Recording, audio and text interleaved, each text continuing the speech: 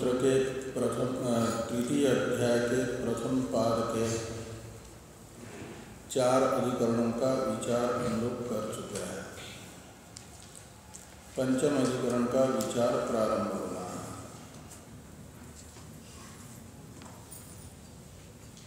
चतुर्थ अधिकरण में बताया गया स्वर्गावरोही जीव आकाश आदि के समानता को प्राप्त करते हैं, न कि आकाश आदि स्वरूपता को। अब ये जो नाति चिराधिकरण आ रहा है, इसमें विचार किया जा रहा है कि जो आकाश आदि में आकाश प्रथम है, तो आकाश भाव की प्राप्ति हो गई का मतलब आकाश समान बन गए स्वर्गावरोही जीव।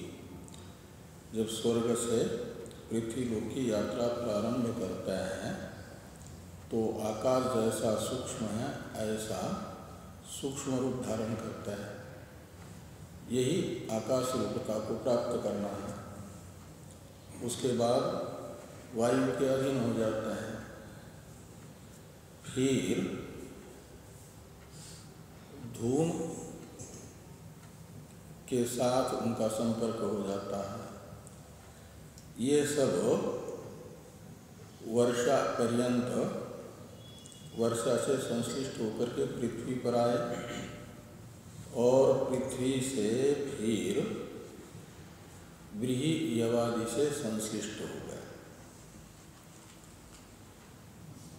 ये बताया गया है। तो व्रीहि यवादि के साथ संश्लेष से पहले वृष्टि के साथ उनका संश्लेष हो गया, वृष्टि का सारूप्य प्राप्त कर लिया।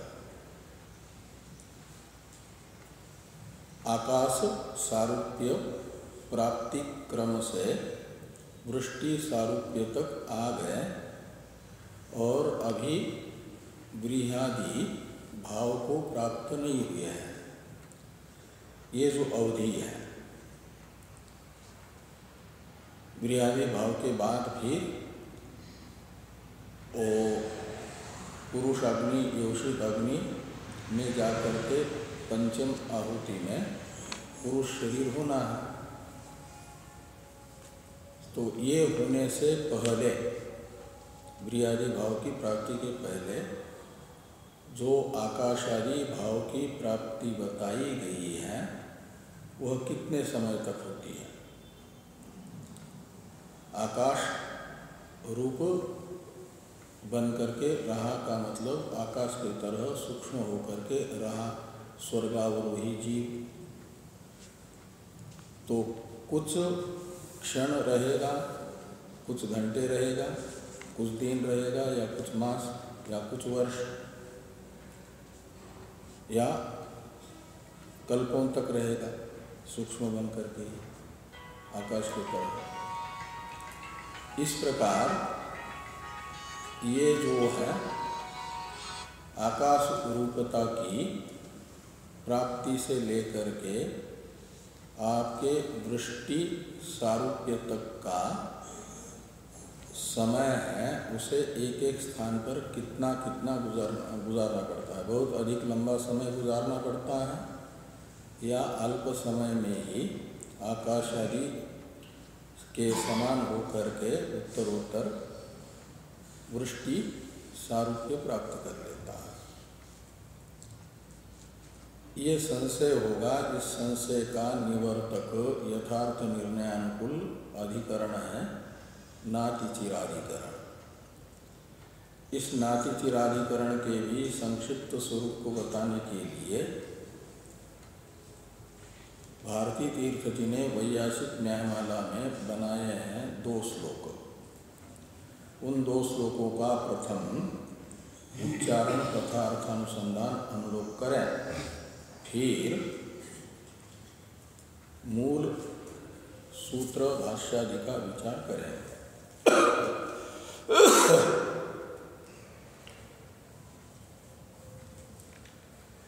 व्रीह्यादे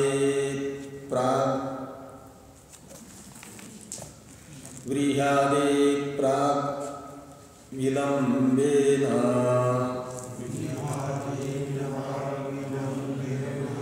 त्वरया वावरोहति तत्रान्यम एव स्यान् नियामक विवर्जनात्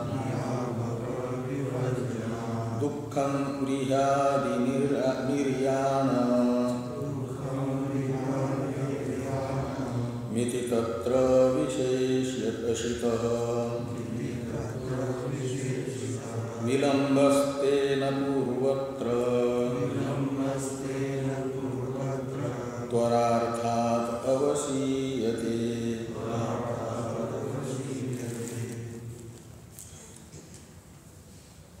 तो प्रथम श्लोक में अधिकरण के 3 अंशों को बताया गया। विषय, संशय, पूर्व पक्ष। विषय है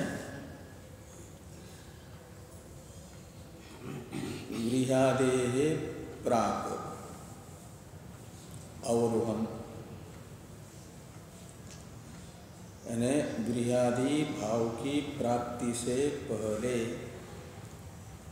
जो वृष्टि सारूप्य तक का अवरोहन है वह है विषय, और इसे विषय बना करके बताया जा रहा है कि व्रीह्यादेः प्राक् विलम्बेन अवरोहति वा व्रीह्यादेः प्राक् त्वरया अवरोहति। ऐसा ये 2 कोटिक संशय होगा। व्रीह्यादेः प्राक् शब्द का अर्थ है कि व्रीह्यादि की निष्पत्ति से पहले, व्रीह्यादि भाव प्राप्त करने से पहले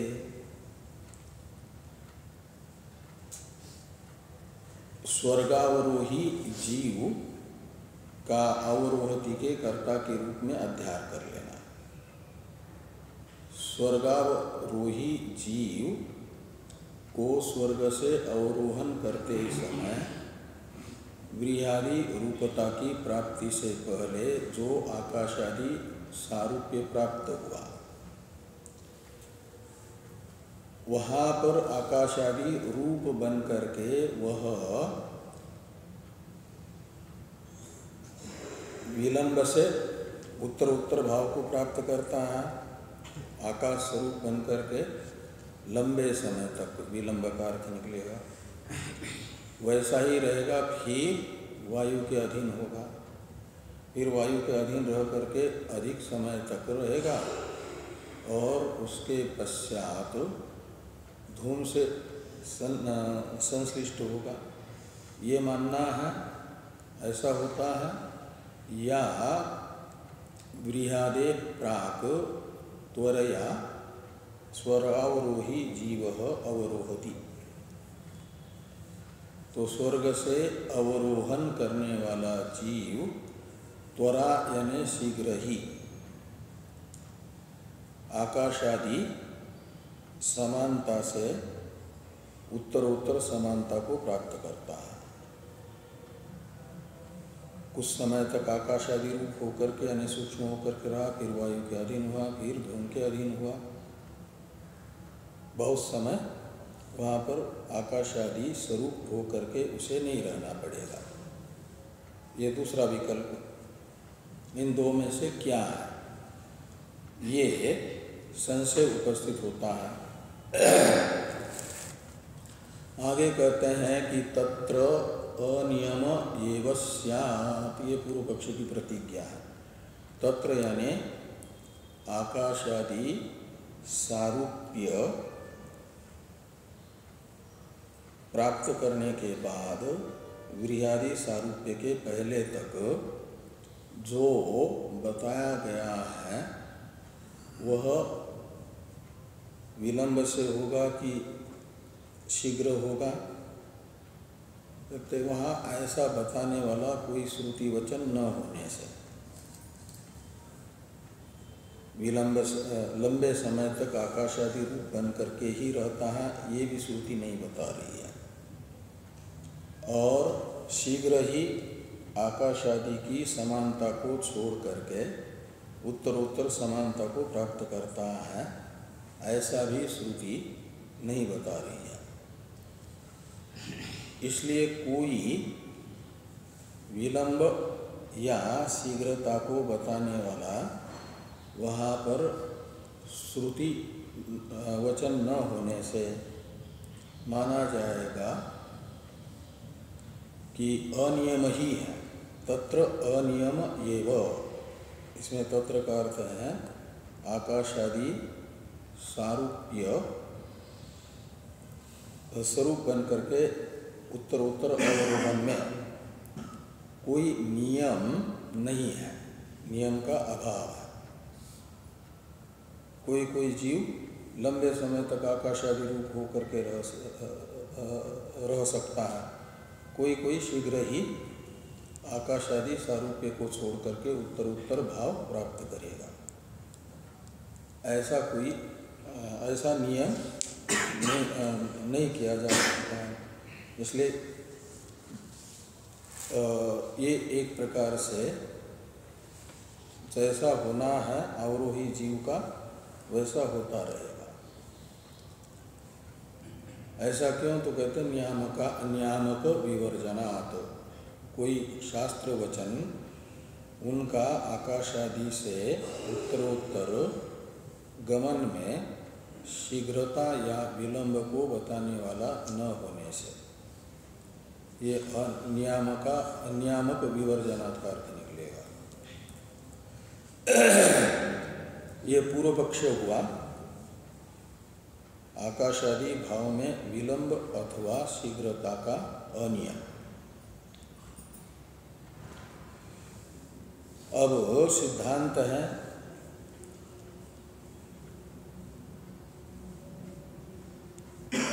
तो पूर्वत्र अर्थात त्वरा अवसीयते, ये सिद्धांत की प्रतिज्ञा है।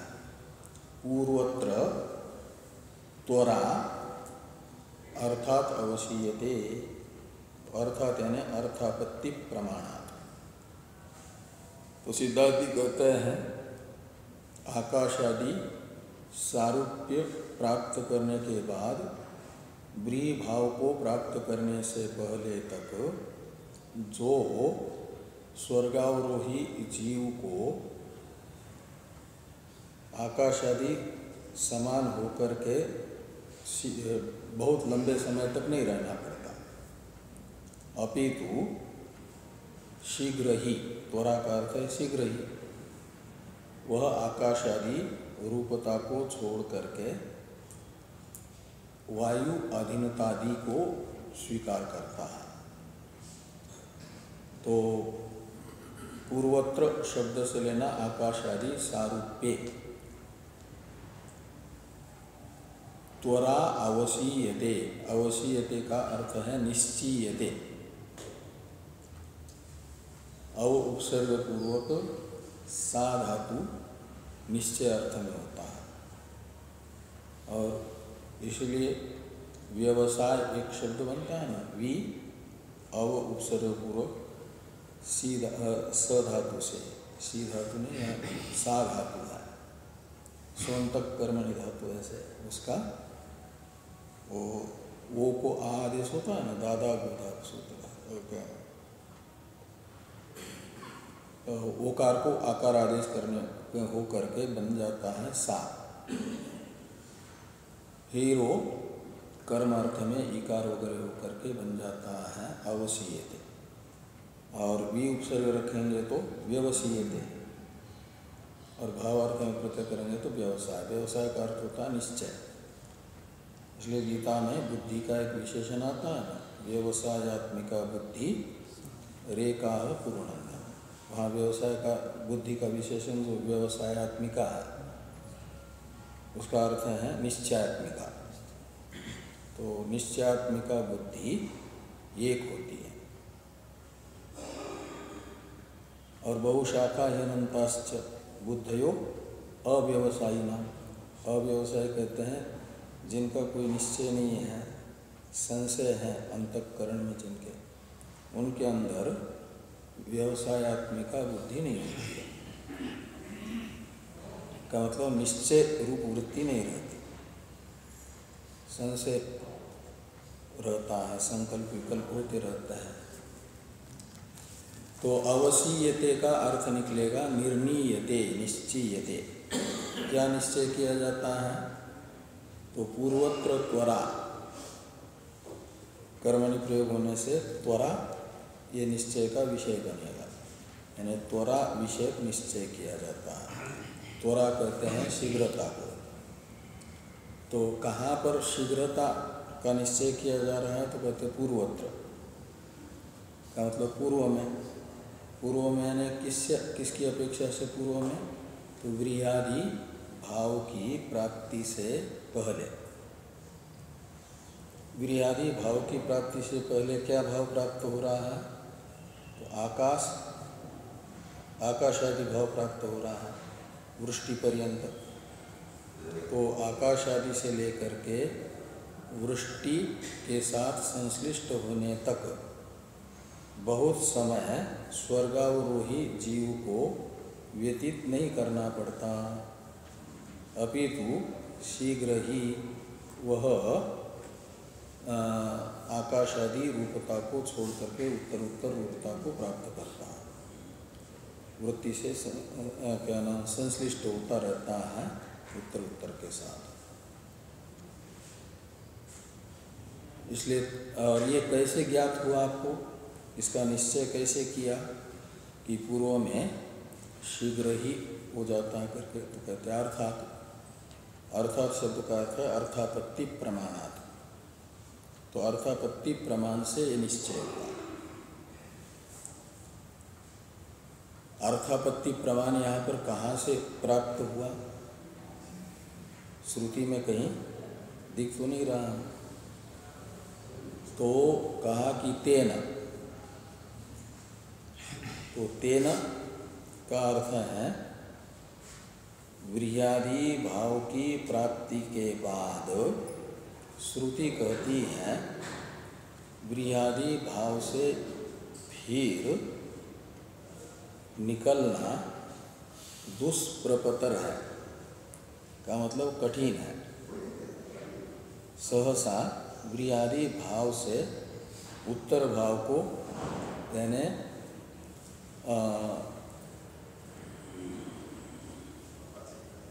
चतुर्थ अग्नि को प्राप्त नहीं कर पाता। चतुर्थ अग्नि का जो अंतिम धातु रूप स्वरूप है उस स्वरूप से संश्लिष्ट नहीं हो पाता। ओके, ठीक।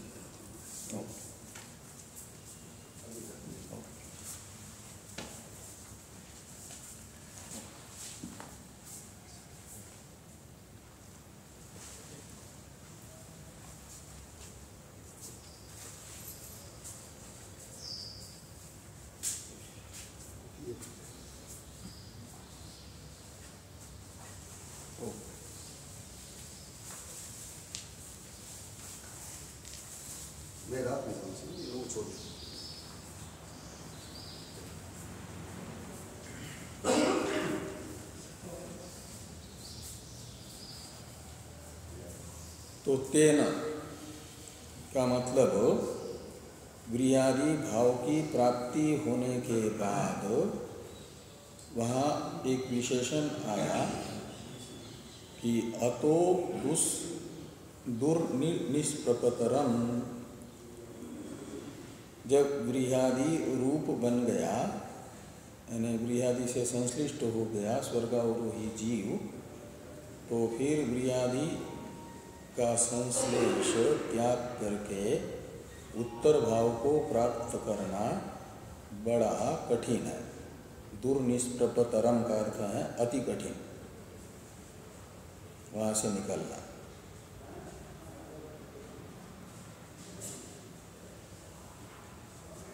तो ये जो ब्रियादि भाव की प्राप्ति के बाद वहाँ से निकलना कठिन बता रही है श्रुति। इसका अर्थ है यदि आकाशादि भाव को प्राप्त करने के बाद भी विलंब होता तो शुरू में ही विशेषण दिया जाता, लेकिन वृष्टि के साथ संश्लिष्ट होने तक विशेषण नहीं दिया। तो इह गृहीयवा औषधि वनस्पतय तिलमासा इति जायन्ते, ऐसे ही एक श्रुति आई और फिर कहा कि अतो दुर्निष्प्रपतरम। तो ये जो गृहादि भाव की प्राप्ति के बाद वहाँ से निकलना कठिन बताने वाली श्रुति ये बता रही है, ये काठिन्य क्या है कि वहाँ पर लंबे समय तक रहना। जहाँ से निकलना कठिन है वहाँ से जो निकलना चाहता है उसको जल्दी निकलना नहीं बन पाता, लंबे समय तक रहना पड़ता है। तो लंबे समय तक उस स्थान में रहना ही ये रहने में हेतु है दुर्निष्प्रपतरत्व। ऐसे फिर जहाँ ये नहीं बताया गया माना जाएगा वहाँ लंबे समय तक उसे रहना नहीं पड़ता, ये अर्थात ज्ञात होगा। इसे दिखाने के लिए कहा तेना,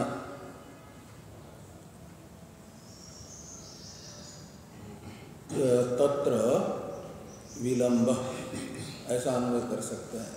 तो गृहादि भाव में तो विलंब है, लेकिन गृहादि से पहले अर्थात तो त्वरा अवगत होती है, क्योंकि वहाँ से निकलने में कोई कठिनाई श्रुति ने नहीं बताई है।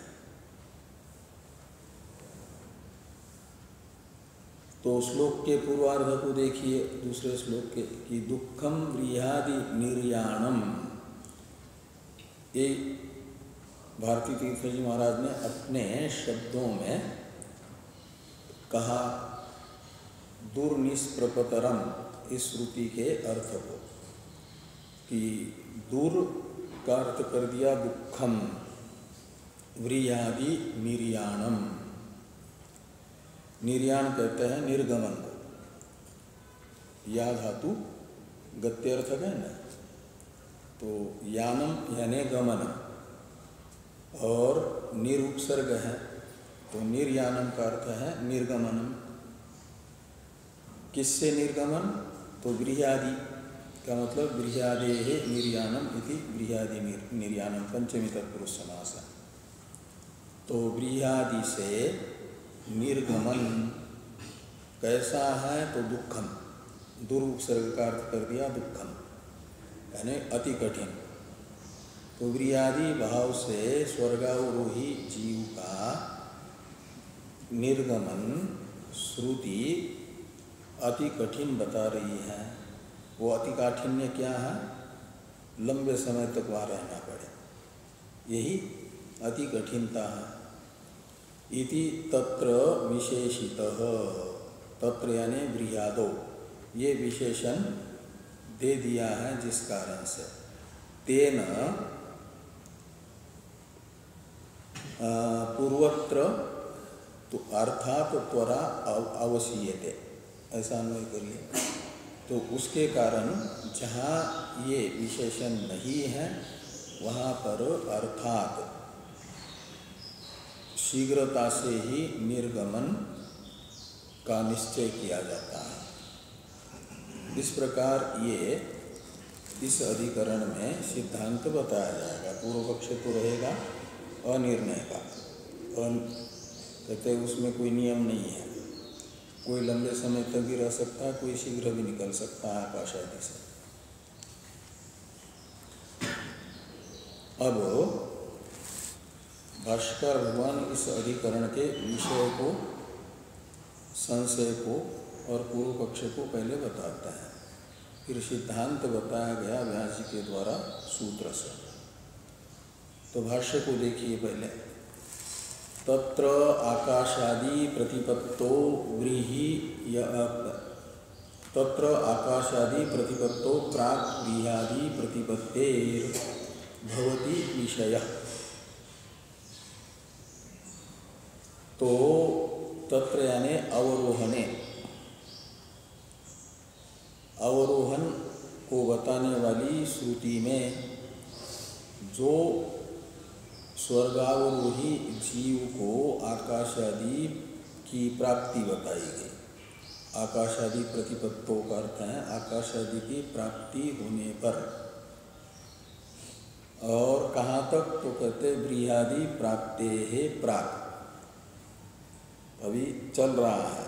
आकाश स्वरूप बन गया, वायुवादि स्वरूप बन गया, ये बताते बताते व्रीहादि भाव की प्राप्ति बताने से पहले तक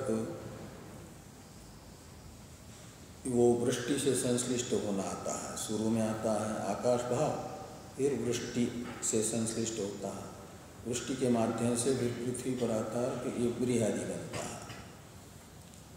तो ये वृष्टि के साथ संश्लिष्ट होने तक जो बताया गया है स्वर्गावरोही जीव के अवरोहन का प्रकार, वह इस अधिकरण का विषय होगा। इसलिए कहते हैं तत्र आकाशादि प्रतिपत्तो प्राग्व्रीहादि प्रतिपत्तेर भवति विषय, ये विषय होगा। और इसे विषय बना करके संशय बताया जा रहा है कि किम दीर्घम दीर्घम कालम पूर्व पूर्व सादृश्येन अवस्थाय उत्तरोत्तर सादृश्यम गच्छन्ति, एक विकल्प। उत अल्पम अल्पम, फिर वो दीर्घम दीर्घम को छोड़ करके बाकी सबको एक इस विकल्प के साथ जोड़ देना कि अल्पम अल्पम कालम पूर्व पूर्व सादृश्येन अवस्थाय उत्तरोत्तर सादृश्यम गच्छन्ति। ये दो विकल्प हो गए। तो आकाशादि के सदृश बन करके लंबे लंबे समय तक रहेंगे या अल्प अल्प समय तक ही आकाशादि स्वरूप बन करके उत्तर उत्तर सारूप्य को प्राप्त करेंगे स्वर्गावरोही जीव, ये संशय हुआ। अब पूर्व पक्ष बताया जा रहा है कि तत्र अनियमो, तो कहते हैं स्वर्ग आकाशादि के साथ स्वरूप होकर के रहने में दीर्घ समय रहना पड़ेगा या अल्प समय ही रहते हैं, इसका कोई नियम नहीं है। अवधि का, समय का कोई नियम नहीं है। क्यों? तो कहते हैं नियम कारिणः शास्त्रस्य अभावात्। तो नियम को बताने वाला, शीघ्रता को या विलंब को बताने वाला कोई शास्त्र वचन न होने से, ये पूर्व पक्ष है। तो कहते इत्येवं प्राप्ते, इस प्रकार से पूर्व पक्ष प्राप्त होने पर आह, यानी भगवान व्यास जी सिद्धांत बता रहे हैं। सूत्र का उच्चारण कर लें। नाति चिरेण विशेषात्, नाति चिरेण विशेषात्, तीन पद हैं इसमें, न, अतिचिरेण और विशेषात्।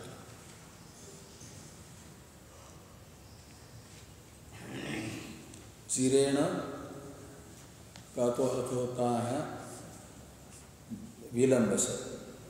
चीर शब्द और विलंब शब्द पर्यायवाचक है। और अति शब्द जोड़ देते हैं विलंब के वाचक चीर शब्द के साथ, तो अतिचीर शब्द का अर्थ निकलेगा अति विलंब।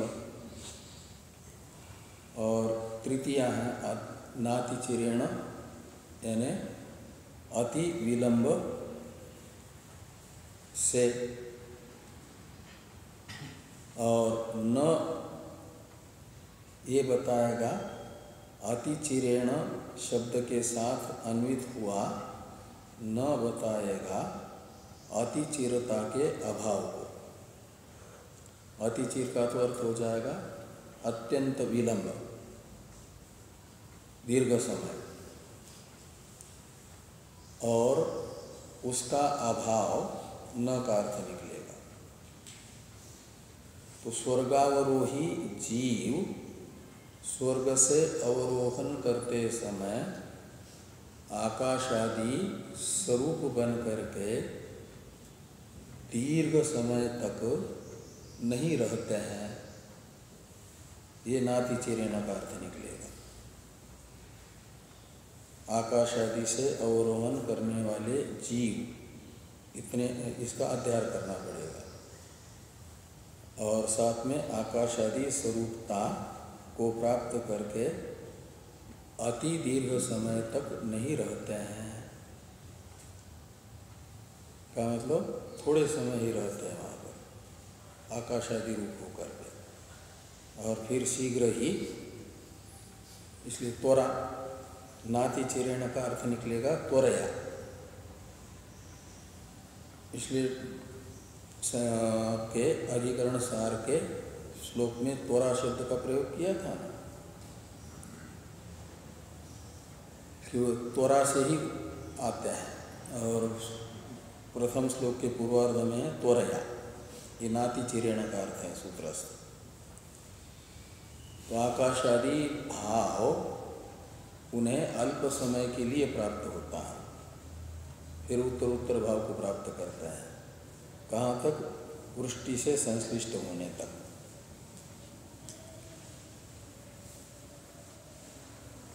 कहा ये कैसे निश्चित हुआ? क्यों वहाँ तो कोई श्रुति है नहीं।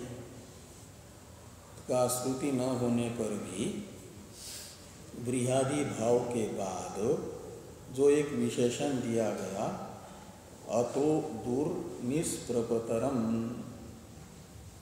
ये बृहदि भाव से निर्गमन का विशेषण है। दूर निष्प्रपतरम का मतलब है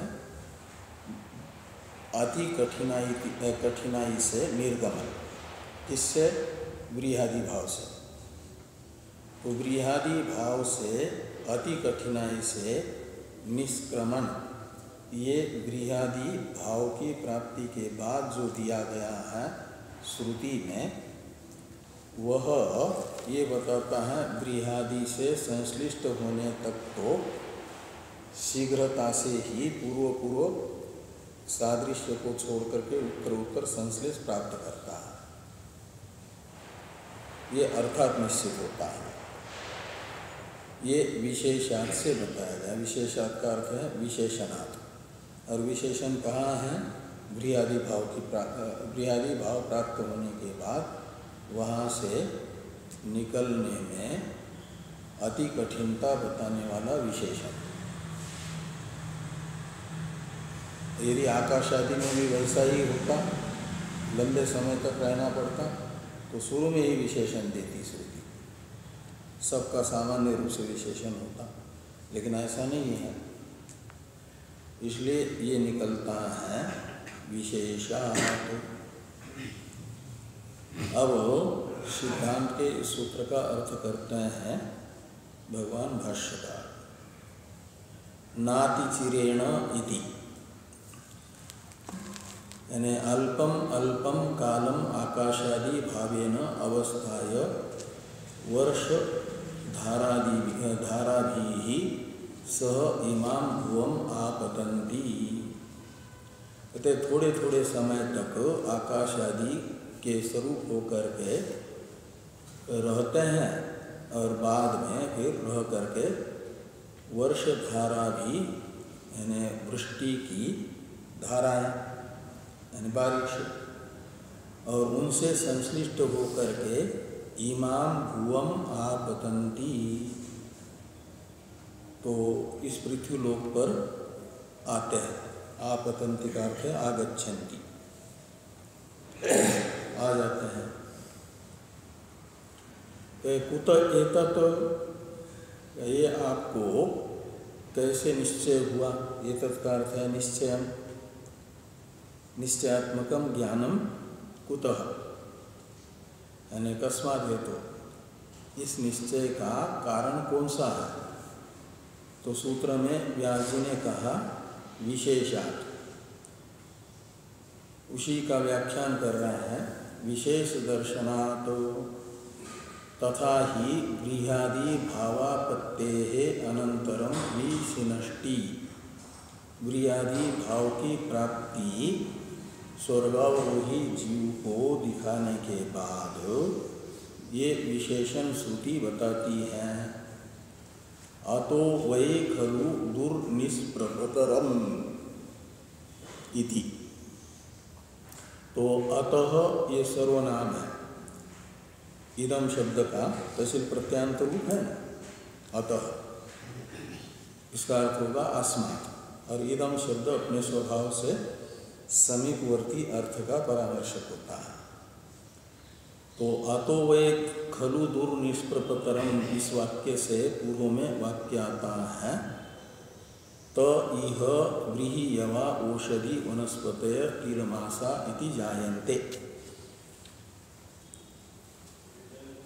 तो इस वाक्य में बताया गया जो व्रीहि यवादि भाव है उसे बृहदि भाव कहा जाएगा, यानी बृहदि के साथ संश्लेष बताया गया स्वर्गावरोही जीव का, और उस बृहदि के साथ संश्लेष का परामर्शक होगा अतः शब्द। तो बृहदि के साथ संश्लिष्ट होने के बाद ये अतः का अर्थ निकलेगा। दुर्निष्प्रभतरम का अर्थ है इससे निर्गमन, बृहदि भाव से निर्गमन दुख है का मतलब कठिन है। तो इस प्रकार ये बृहदि भाव से निर्गमन में कठिनताई बताने वाली ये जो श्रुति है, श्रुति में बताया गया ये विशेषण है।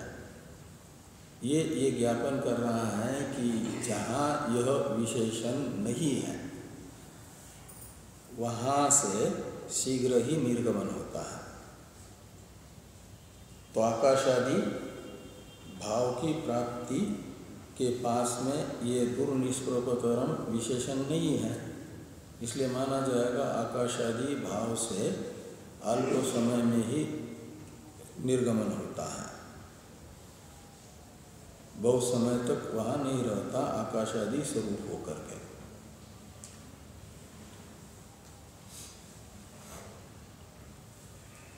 ये जो है दुर्निष्प्रभतरम में तीन तो उपसर्ग है, दूर निस कहो या निर कहो और प्र, ये तीन उपसर्ग है, और पत्री गतो धातु है, उससे पहले एक प्रत्यय हुआ और एक शब्द बना दूर निष्प्रभत, अच प्रत्यय को हो करके या घ प्रत्यय भाव में हो करके बन गया दूर निष्प्रभत शब्द। पत धातु है, इसे घ का अ बचेगा तो रहेगा, तो पूरा हो जाएगा तो दूर निष्प्रभत, और इसका अर्थ निकलेगा भाव अर्थ में प्रत्यय होने से कठिनताई से निर्गमन, दुर्निष्प्रभत इतने का अर्थ निकलेगा। और फिर दुर्निष्प्रभत शब्द से तरप प्रत्यय हुआ, वो तद्धित प्रत्यय है, घ प्रत्यय तो था कृत, और ये तद्धित प्रत्यय हुआ तरप प्रत्यय। दो में से एक में अति विशेषता बताने के लिए तरप प्रत्यय होता है। तो तरप प्रत्यय होने के बाद बनना चाहिए दूर निष्प्रपत तरम। एक तरप प्रत्यय का त भी रहेगा न र के पहले, और एक धातु का तकार है पत धातु का, तो दो तकार होने चाहिए, लेकिन श्रुति में एक ही तकार है ना। दूर निष्प्रपतरम ऐसा लिखा है, होना चाहिए दूर निष्प्रपतरम, दो तकार। तो एक तकार के विषय में टीका भाष्यकार भगवान लिखते हैं कि तकार एकस छांदस्याम प्रक्रियायाम लुप्तो मंतव्य दूर निष्प्रपतरम। ऐसे दो तकारांत, दो तकार यहाँ इस शब्द में है, दो तकार घटित शब्द है दूर निष्प्रपतर, लेकिन दिख रहा है एक ही। तो एक कहा गया तो कहते छांदस्याम प्रक्रियायाम लुप्त। तो छांदसी प्रक्रिया कहा जाता है वैदिक प्रक्रिया को, और वैदिक प्रक्रिया में एक तकार का लोप हो गया, लुप्त का अर्थ लोप हो गया। लेकिन लोक में जब प्रयोग करेंगे दूर निष्प्रपतरम ऐसा प्रयोग न करके लोक में प्रयोग होगा दूर निष्प्रपतरम, दो तकार युक्त शब्द का। वो लिखते हैं भाष्य में भाष्यकार भगवान कि दूर निष्प्रपतरम, ये दो तकार युक्त शब्द लिखा और उसका अर्थ कर दिया पर्यायवाचक शब्द बता करके दूर निष्क्रमणतरम।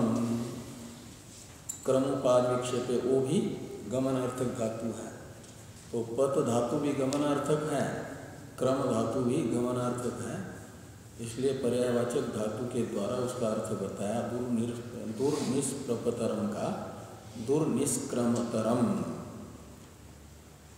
तो निष्क्रम कहा जाता है निर्गमन को, निष्क्रमण, और तरप प्रत्यय लगेगा तो वो उत्कर्ष को बताएगा, किसके? कठिनाई के, अति कठिन ये अर्थ निकलेगा। फिर इसका अर्थ करते दुःखतरम अस्मात् ब्रियादि भावात् निस्सरणम भवति इत्यर्थ। कहते इन ब्रियादि भाव से, यानी ब्रियादि से संश्लेष होने पर ब्रियादि का संश्लेष छूटना अति कठिन हो जाता है। दुःखतरम निस्सरणम, दुःखतरम का अर्थ निकलेगा अति कठिन, अत्यंत दुख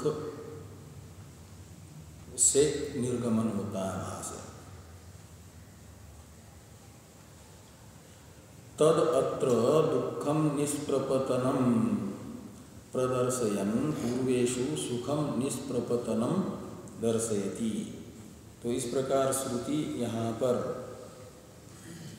ब्रियादि भाव से, कठिनाई से निर्गमन दिखा करके ये बता रही है कि ब्रियादि भाव की प्राप्ति से पहले आकाशादि भाव से जो निर्गमन होना है वह सुखपूर्वक होता है। तो सुखपूर्वक निर्गमन का अर्थ है वहाँ से जल्दी ही निकल जाना। जहाँ कोई कठिनाई नहीं है वहाँ से व्यक्ति निकलता है तो जल्दी निकल जाता है, और जहाँ दुनिया भर की कठिनाई है निकलने में, वहाँ से निकलने में विलंब होता है। इसलिए अर्थात निकल आएगा कि आकाशादि भाव से ब्रियादि भाव की प्राप्ति के पहले तक शीघ्र ही निर्गमन स्वर्गावरोही जीव का होता है। सुख दुखा, ये कहते हैं कि सुख दुखता विशेषस्य अयम निष्प्रपतनस्य काल अल्पत्व दीर्घत्व निमित्त। तो कहते निकलने में जो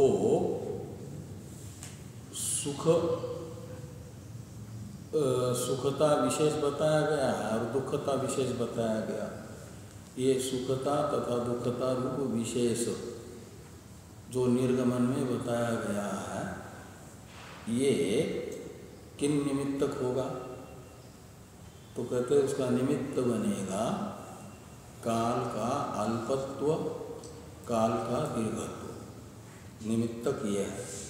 तो जहाँ से निकलने में अल्प काल लग रहा है माना जाएगा, वहाँ सुखता विशेष बताया गया। और जहाँ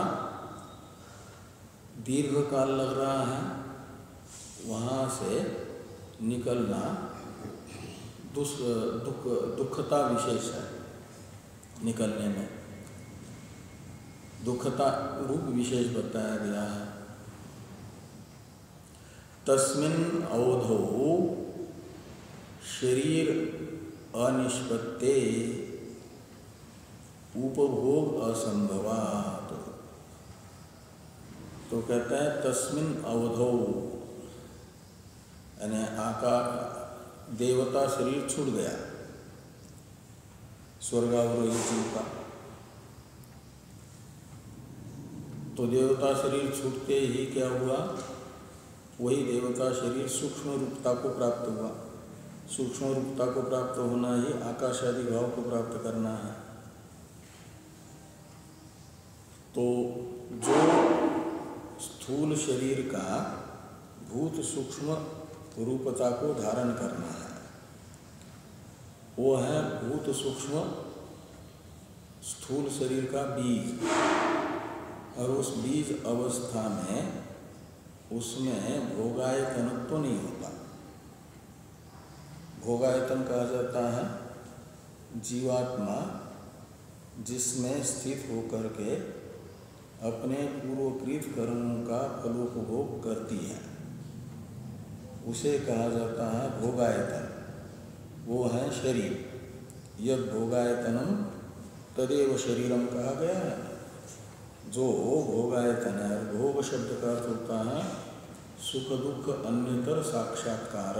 भोग तो सुख का अनुभव, दुख का अनुभव भोग कहलाता है। और यह जीव जिसमें रह करके करता है सुखानुभव या दुखानुभव, उसका नाम है भोगायतन शरीर। और अभी स्वर्ग से अवरोहण करने वाला जीव, स्वर्गीय जो शरीर था वह भूत सूक्ष्म रूपता को प्राप्त हुआ। अब ये भूत सूक्ष्म जब तक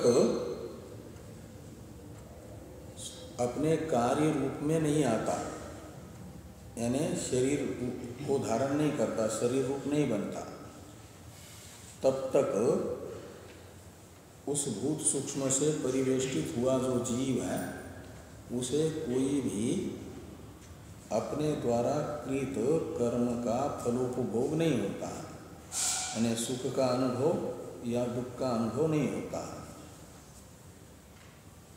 यह आकाश आदि रूप बनता जा रहा है, गृहादि रूप भी बना, लेकिन वहाँ पर उसे कोई सुख दुख भोगना नहीं पड़ता है, क्योंकि उसका अपना भी शरीर बना ही नहीं। जब शरीर बनेगा उसमें शरीर के तत्तद अंगों में इंद्रिय रूप करण स्थापित हो जाएंगे। उसके बाद भोग तथा भोगोपकरण एवं भोगायतन उपस्थित होने से भोग होगा, सुख दुख का अनुभव होगा। उससे पहले तक बेहोशी में रहता है। आकाश आदि भाव को प्राप्त करता हुआ जब तक शरीर नहीं बनेगा तब तक बेहोशी में ही पड़ा रहता है। उसे मालूम भी नहीं पड़ता कि इस समय मैं आकाश भावापन्न हूँ, फिर वायु के अधीन हुआ हूँ, इस समय व्रीहि के साथ संश्लिष्ट हूँ और कितने समय से हूँ, ये सब कुछ भी ज्ञात स्वर्गावरोही जीव को नहीं होगा। ये यहाँ पर कह रहे हैं कि तस्मिन् अवधौ शरीर अनिष्पत्तेः उपभोग असंभवात्। तो उस अवधि में यानी देवता शरीर छूटा और अभी उसे पृथ्वी पर जिस शरीर को धारण करना है उस शरीर की उत्पत्ति नहीं हुई है, इसके बीच वाला समय उसे कहा जाएगा तस्मिन् अवधि शब्द से। उसमें क्या होगा तो कहते हैं शरीर अनिष्पत्ति, अभी शरीर की निष्पत्ति नहीं हुई है, शरीर भोगायतन शरीर बना नहीं, इसलिए कहते हैं उपभोग असंभवात्। तो उपभोग नहीं होगा, उपभोग न होने से क्या होगा कि वो संश्लिष्ट मात्र होता हुआ आता रहेगा। और तस्मात् गृहादि भावापत्तेः प्राक् अल्पे नैव कालेन अवरोह स्यात्। तो गृहादि भाव की प्राप्ति से पहले तक उसे थोड़े समय से ही उन स्थानों से निर्गमन होगा। निर्गमन का ही दूसरा नाम है अवरोह, यानी नीचे नीचे जल्दी जल्दी आता जाएगा पृथ्वी की ओर। और तस्मात् का अर्थ है गृहादि के पास अतो वै खलु दूर निष्प्रपतरम, यह विशेषण होने से ये अर्थ निकलेगा। इस प्रकार ये जो पंचम अधिकरण है इसका विचार पूरा होता है। षष्ठ अधिकरण का विचार हम लोग कल करते हैं। ओम पूर्णमदः पूर्णमिदं पूर्णात् पूर्णमुदच्यते पूर्णस्य पूर्णमादाय पूर्णमेवावशिष्यते। ओम शांति शांति शांति। शंकरं शंकराचार्यं केशवं बादरायणं सूत्रभाष्यकृतो वन्दे भगवन्तो पुनः पुनः। ईश्वरो गुरुरात्मेति मूर्तिभेदविभागिने व्योमवद्व्याप्तदेहाय दक्षिणामूर्तये नमः। ओम शांति शांति।